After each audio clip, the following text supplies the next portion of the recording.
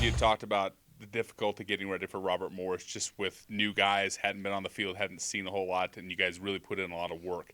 How similar is it to this week in that they had so many guys that they redshirted last year in anticipation of this transitioning into the FBS? They did. And you're right. I mean, they're even that and the addition of transfers. Now, we are able to find some of these guys, they're just from some of the schools from which they transferred.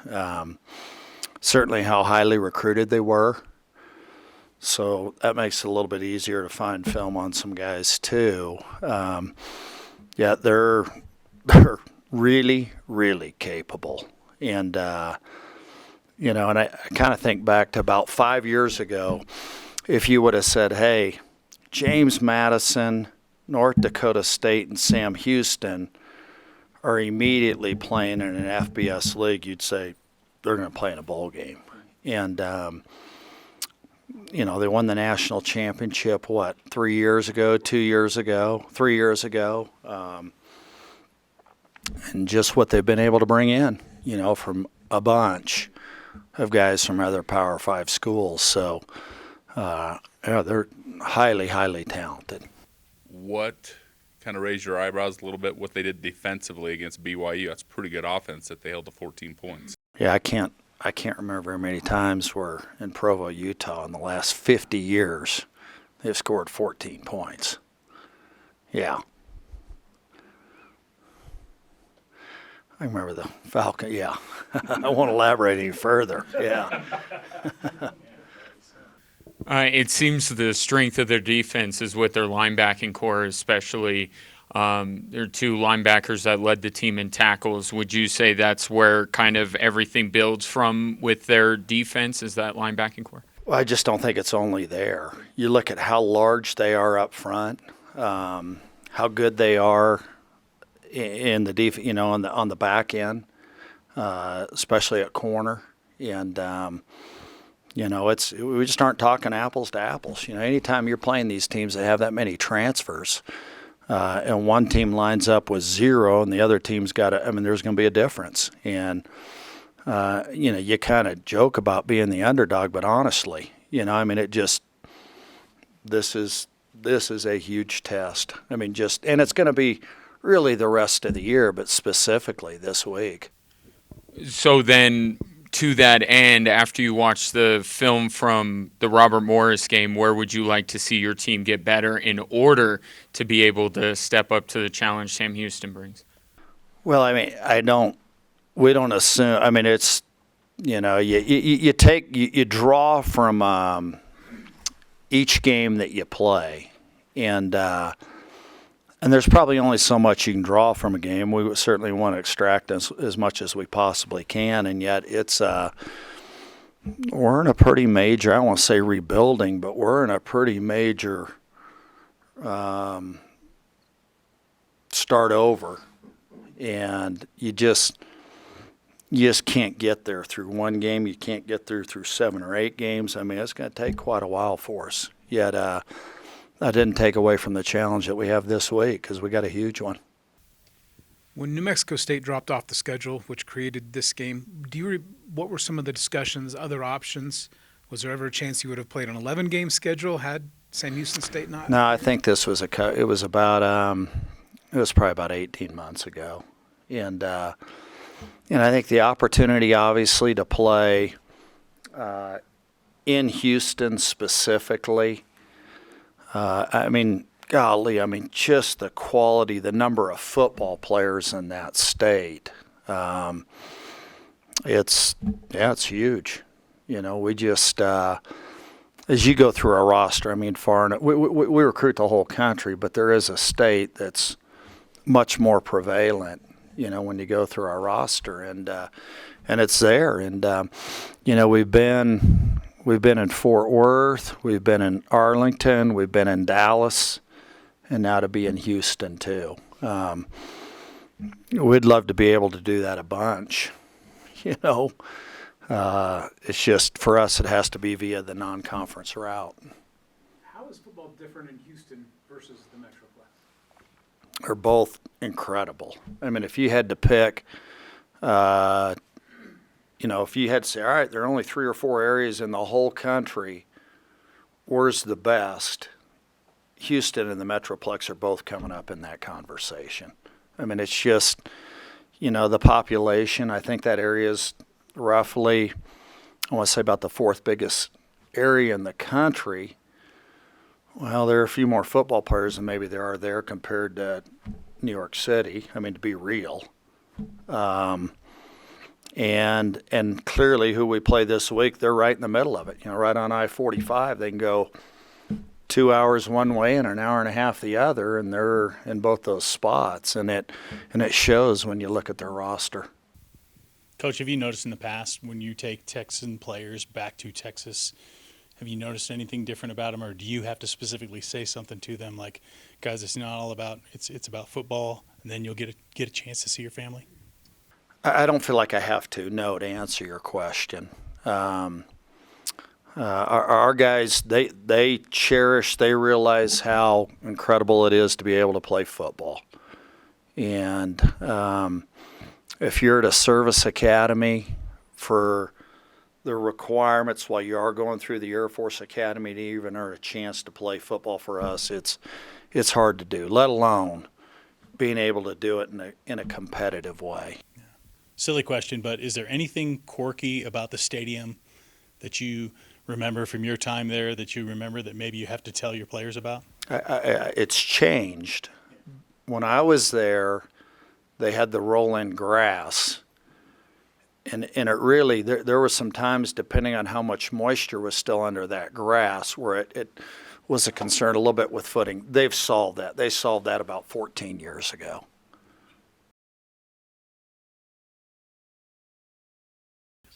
Any nostalgia for you going back to a place that you coached in and great memories as you kind of get ready to go down there? Not right now. 0. I mean, we got enough on our plate just for who we're going to play. And so, nope, none. How would you grade your defensive front and the pressure that you guys were able to get? I know there's a place that you had identified you'll be missing out on some guys. Chris had graduated. How would you assess your defensive front on Saturday? Well, we're coming along. I mean, I think really you look last year and you thought about that front, and it's Chris Herrera and Jaden Thorogood and Peyton Zadroik and Vince Sanford.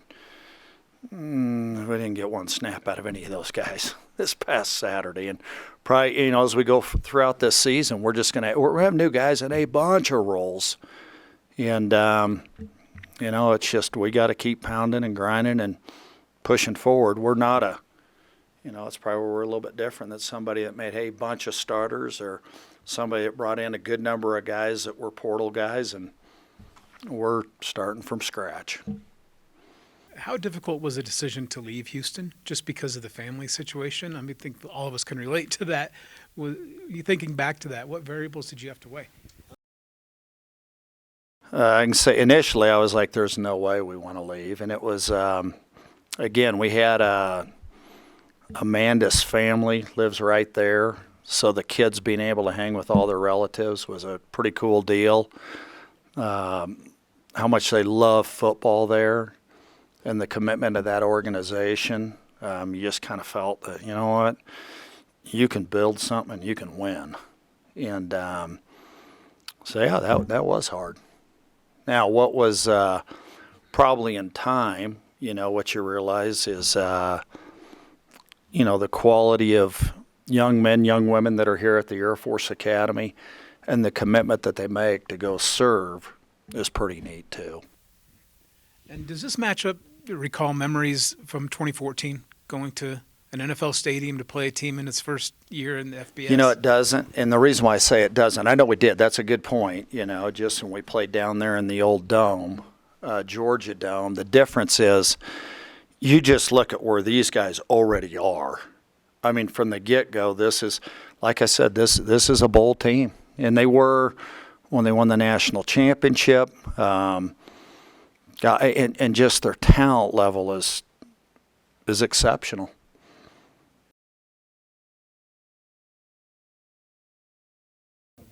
And looking back to last week also, with Jerome Gaillard, I don't know how you say his last name. Are there many guys in your time who have made that transition in 4 weeks and become a starter for the opener? You're saying from safety Well, no, to just from any corner? position. I know you switch a lot of Oh. positions, but usually that's done earlier in spring and whatnot. To take a guy at the Yeah, beginning of camp, Yeah, I'll tell you one. We had this would have been in 2015. Ryan Reffett had been recruited and brought in as an outside linebacker, played there all spring.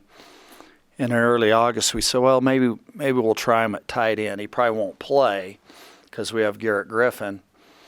And Garrett Griffin got hurt in pregame of our first game, and there went Ryan Reffett. Now, it wasn't a little bit different situation. And there have been some guys we moved from outside backer to inside backer, maybe somebody that's, but not very often, to answer your question, rarely. and how did you think he did?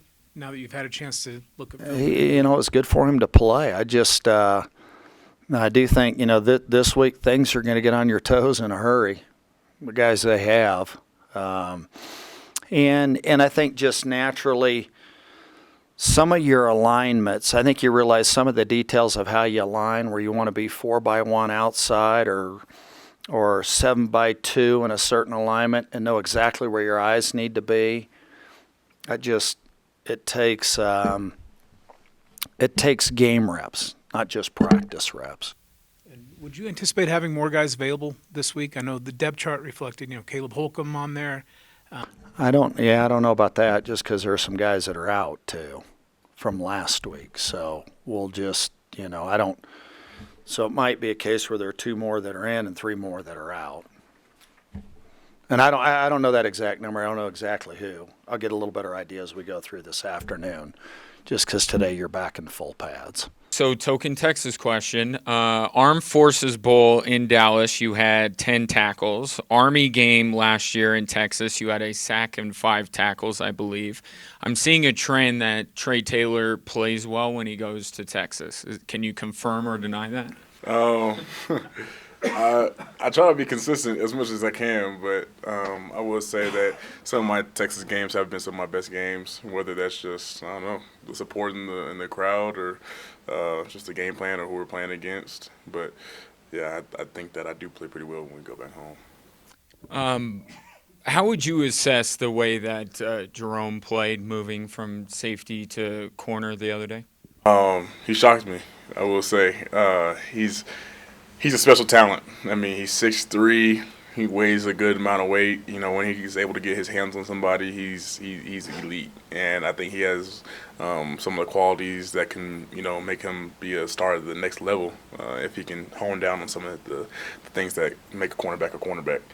He's just, so fresh at that position. I don't expect for him to be, league made right now, but he's certainly taking steps to get there. And I'm confident seeing how he's doing so far in practice and ready to bring that into next week. Kind of going off on that, Trey, what your impression of the defensive backs and defense as a whole against Robert Morris? What was your impression? Well, so I spoke with 21 there. I think that was their slot. And so they had a little game plan. They weren't going to throw the ball until our twos got in. So we didn't see much pass at all with the ones. And if we did, it was a little dump offs, little screens. And that's fine. That's going to help us a little bit for Sam Houston, but it's going to be a whole different monster in this week. They got a lot of speed on the edge. Maybe not the tallest guys, but definitely a lot of skill and a lot of quickness. So we got to be ready for that and got to be able to adjust on the fly. How much do you think, like you've looked at tape, obviously, of Sam Houston, so what scares you the most about them? They're fast. Most people out there in TV land or whatever would say, "Woo, Sam Houston State, whatever." But they're a pretty good football team, right? Yeah, 100%. I don't think people understand how good of a football team they actually are.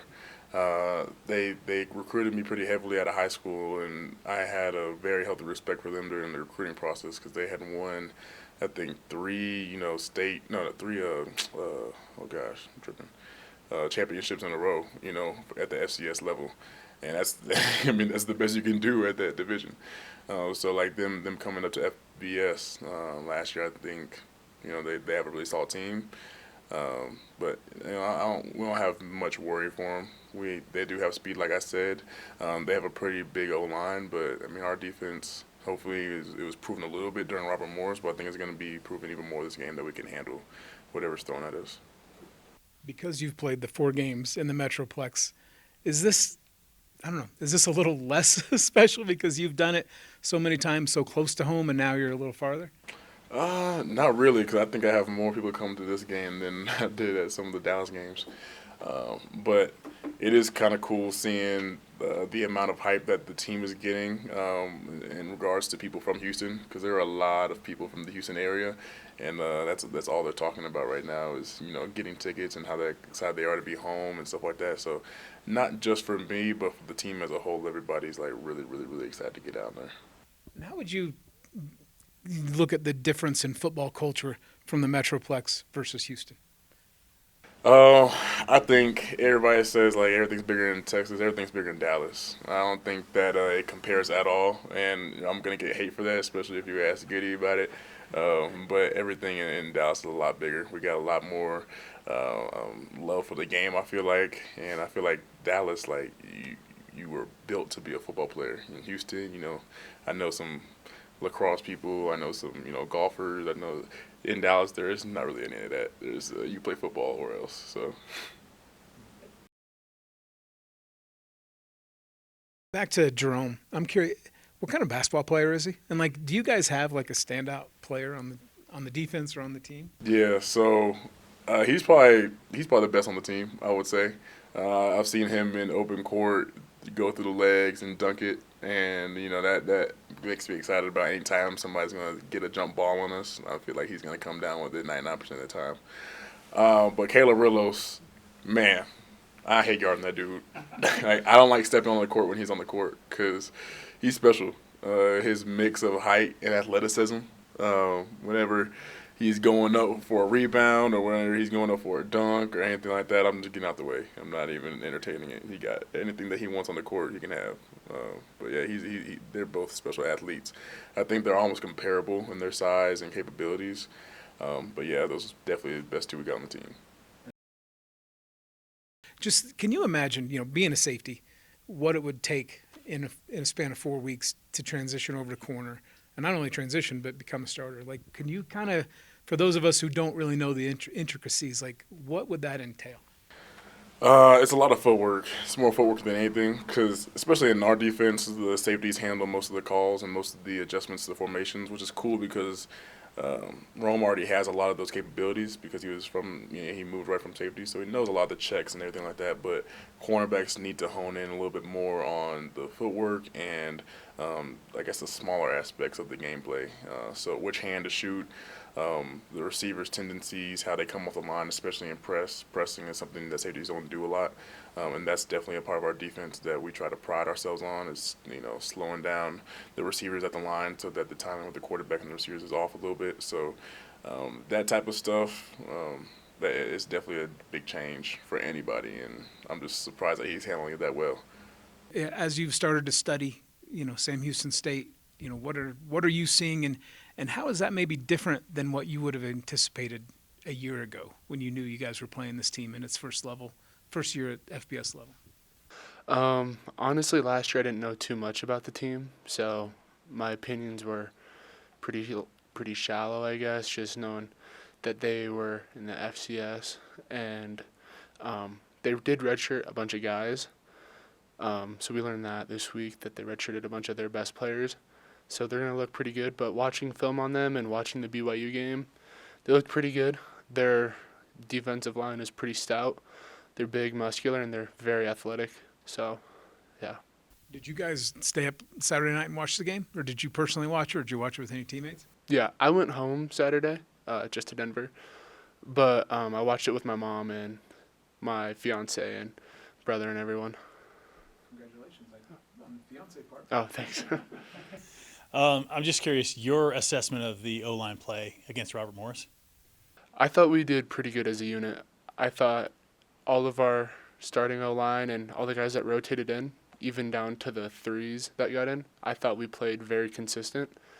On the grade sheets, we all graded out pretty well, I would say.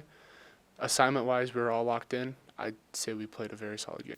And it's hard for linemen to really talk about skill players, but the offense as a whole, what was your impression? Yeah, it is hard for us to talk about skill players, but I thought we performed. I thought the plays that we ran, we executed on, and of course there's things we can still work on. The O-line, we have a lot we could work on, as I imagine with the skill players as well. So use the rest of this week to get better. What kind of obviously we saw Zach's skill sets on display against Robert Morris, but in the huddle or at practice with Zach Larry, what kind of a leader is he of your offense? Yeah, Zach, he's just a good guy in general, so it's not hard for people to want to follow him or play harder for him, I guess is what a good leader you would want out of. So people play harder for the leaders they like, and with Zach, it's no different. We all love Zach, and just he's very smart about the game, and he stays calm in situations where you need him to stay calm, and that's about all you could ask from him. You talked about assessing not only the way that you guys played, the proverbial top line of the depth chart, but all the way down to the guys that played near the end of the game. I don't know if it's more prevalent here at Air Force than at other places, but it really seems like you upperclassmen or you got top guys on the depth chart really take pride in the guys that lower on the depth chart, those younger guys, and really take them under your wing. How important is that to you guys, not just worrying about your game and what you need to do on Saturdays, but also helping out, make sure that when you're gone from the academy, that the offensive line in particular is in, I guess, a better place than even you found it? Yeah, I guess that's what the whole Bolt Brotherhood is about, right? So just being together, being a good unit together, and with that comes mentoring the younger guys below you and making sure that they understand all the intricacies of our offense, because it can be pretty complicated. It's a hard offense to learn, but making sure they're picking up on it and getting better every week with us, I think that's just as important. Kind of on the same lines of doing things the right way. You guys had 2 penalties in the opener when you were playing a lot of guys who had never really played extended snaps. Sam Houston State had 7 penalties in their opener. Do you think that needs to be an advantage this week and then obviously moving forward beyond that as well? Yeah, I think it needs to be an advantage for us every week, just being disciplined, playing football the right way, and not trying to give the other team an advantage on something we can control. Is it a fine line on some plays where you want to be aggressive as possible, but you don't want to get a penalty? So you don't, you can only push it so far? Is that something that goes through your mind? Yeah, of course it is. You want to, come off the ball as hard as you can and be aggressive. But there's a very fine line, like what you're saying. So it's knowing how to get right up to the line and stopping before you step over it. I think that's the key. Okay. Well, I'm curious, what's it like with all the Texas guys and the banter and them playing in Texas, or, just in general in a week like this? How much does that get heightened? I think it is pretty special for all of our Texas players. One of the biggest things is making sure they have enough tickets, for all their family members and stuff. So it's always talking in the locker room right now about if anyone has extra tickets. It's pretty important. But I think it's awesome for those guys to go play in their hometown or near their hometown and have more family come watch them. Just because I'm pretty lucky being from Denver, so I have quite a bit of family that comes out for most of the games. So it's good to know that those guys are getting a chance for that also. You mentioned Sam Houston, bigger line. Is that what you said? I want to make sure I get it right. Kind of bigger guys on the defensive line. Is that what you like to see? What do you prefer to go up against as an O-line? Honestly, I don't really know. It's college football, so all the guys are going to be pretty big, right? It's not going to be high school anymore, so all the guys are going to be pretty good, athletically and physically. So I think the biggest thing we just have to worry about is making sure we're staying tuned in this week and making sure we're preparing mentally for them.